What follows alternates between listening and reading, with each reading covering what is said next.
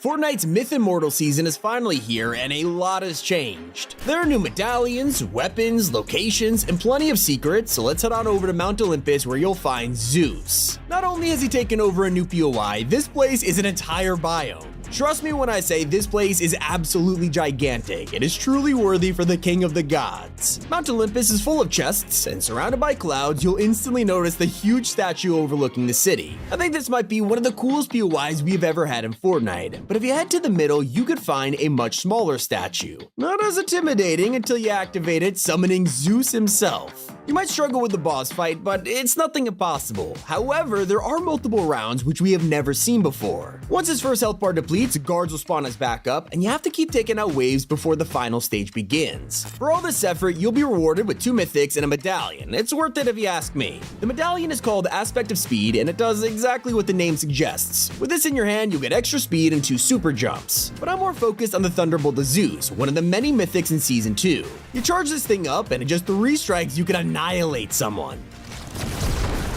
Turns out if you're on a dirt bike, you can thunderbolt straight into the air, taking anyone by surprise. But watch out, using this thing makes you super vulnerable. Kinda like Iron Man's Unibeam or the Kamehameha. That's not the only mythic Zeus drops though. You also get a Huntress, the latest DMR in Fortnite. Whether you love him or hate him, this does 117 damage for a headshot, so you gotta at least consider it. That's only for the mythic version though. If you want to try this without taking out Zeus, and normal Huntress DMRs are scattered around the map. You probably won't even think about that when you're insanely high up in the air. Season 2 has added a whole new type of movement, flying. Thanks to the Wings of Icarus mythic, you can literally just take off and go wherever you want, and it's really not that hard to find. These things are all over the map with everyone using them, so it feels like ours just became useless. There is a speed boost to move around quicker, but my personal favorite thing is the dive bomb. Probably the most fun you can have with wings, and it's so good for attacking boxed up players. Just look how fast you nosedive, no one sees it coming. So it sounds way too powerful, right? Well, there is one issue you have to be aware of when flying around. If anyone shoots your wings, you'll straight up fall out of the sky. It also counts as your hitbox, and these things are gigantic, so you're a pretty easy target. For those exploring on the ground, there is a chance you'll discover a new type of loot drop. This is a golden chest. It's basically a reskin version of the epic chest from last season, but they will guarantee a wings mythic if you open it. Not to mention plenty of sick loot, you cannot afford to ignore these. You'll probably find some of these at one of the new POIs. This is Brawler's Battleground. It's in the bottom right corner of the map, and let me tell you, it is filled to the brim with statues. There's soldiers everywhere, including the decapitated head of a Minotaur. How cool is that? Clearly, this is the domain of someone you would most expect, Ares, the god of war. To summon him, just hit up that statue in the middle, and you'll be thrown into a thrilling battle. Just like Zeus, he has multiple waves, but your reward is interesting. You would think Ares would have a spear or some kind of shield item, yet he'll drop a mythic AR? Yeah, this is Ares' Warforged assault rifle. I wouldn't say this Greek god is known for spraying enemies with bullets, but it'll work. It's a pretty strong weapon, and you can find regular versions around the map if you're not up to the task. Obviously, Ares' version is way stronger, so seek them out if you can.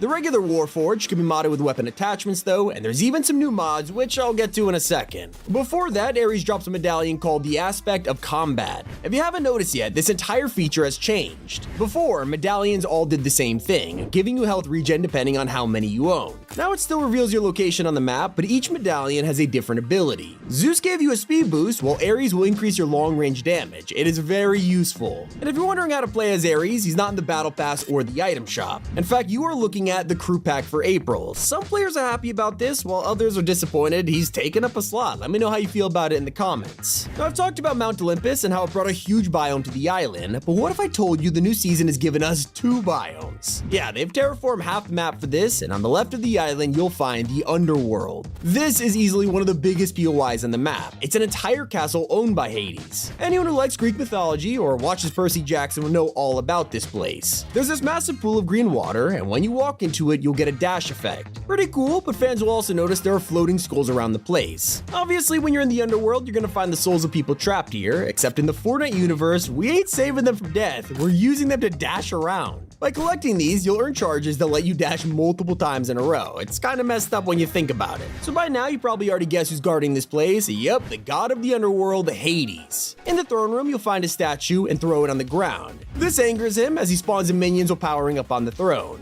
Once you wipe them out, a new challenger enters the arena, him. Not only only is he terrifying, but who knew Hades was so tall? Now, luckily the fight isn't so bad if you have the right loot, and if you don't, you're about to get rewarded with amazing items. Hades' medallion is the aspect of Siphon. Yeah, you can already imagine what it does. Every time you get a kill, you earn health back. This might be the first time Siphon has been a regular BR since Chapter 1. But don't forget to pick up Hades Mythic 2. This is the Harbinger SMG. When you pair this with dashing and flying, it could be the most ridiculous combo of Season 2. I mean, just look at how you could shred people at a close range. Of course, you're looking at yet another mythic version of a brand new weapon. If you just want a regular Harbinger that you can mod, those are scattered everywhere. One of the coolest POIs in this new biome is called Grim Gate. It's basically the river Styx from Greek mythology. If you want to get to the underworld, you need to find the ferryman who will take your soul down the river in a boat before you are judged by Hades. They brought that to Fortnite, and let me tell you, this gate to the underworld is super intimidating. If I wasn't searching for chests, I'd be terrified right now. Also, right in the middle of the POI, you can challenge Cerberus himself. Topple the statue to summon him and his wolf minions. You'll have to take out 2 waves of demon dogs before he greets you himself with a load of health. He can zero dash towards you at any time, which can be fatal with his shotgun or even an air attack with his claws. Finally defeat him, and you'll be rewarded with his mythic Gatekeep shotgun and one of the best medallions in the game right now, Agility.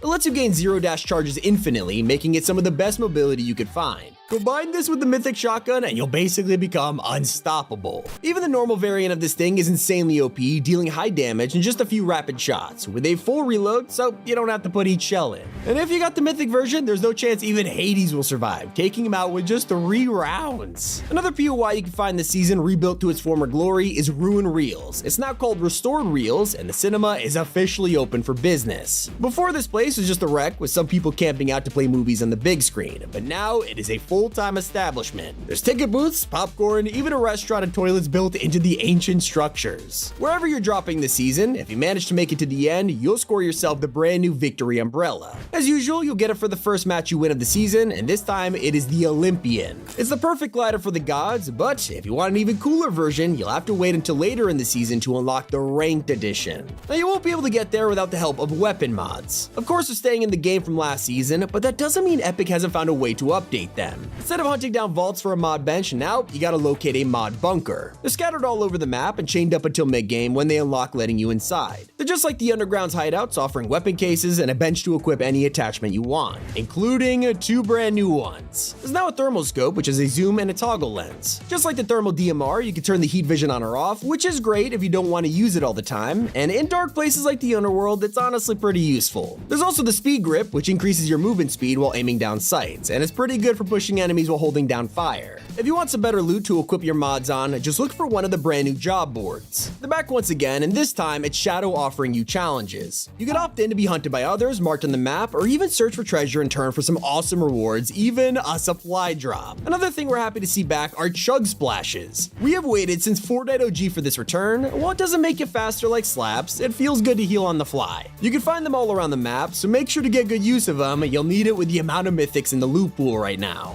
One thing everyone agrees with is that the battle pass this season is S tier. There are 7 skins and a few alternate styles to check out, but one is more important than the rest. The Legend of Korra finally has a collab in game, and not only does this confirm Epic is working with the creators of The Last Airbender, it also reveals Aang and the original crew are coming this season. That'll probably be a mini pass, but the first of the 7 Greek gods is Cerberus, and he looks incredible. He has 2 styles, one black and blue, one gold and blue, but I think his weapon skin is what's really selling me here. Next up, we have Aphrodite, who also has 2 styles, and this second one really locks in that goddess of love and beauty look. It looks like Ripley hit the gym and is impersonating Poseidon. Both styles are pretty funny, but that hitbox is gonna be brutal. Medusa snakes her way in the past as well, and one thing that sets his skin apart is the changing eyes. Just try not to look at him, okay? The warrior king of the gods Zeus nails the Olympus vibe, and now it's confirmed the only thing stronger than a thunderbolt is a shotgun based off his ammo preference. His other style looks a bit more realistic, but that's not true for Artemis, who kinda looks like the galaxy skin.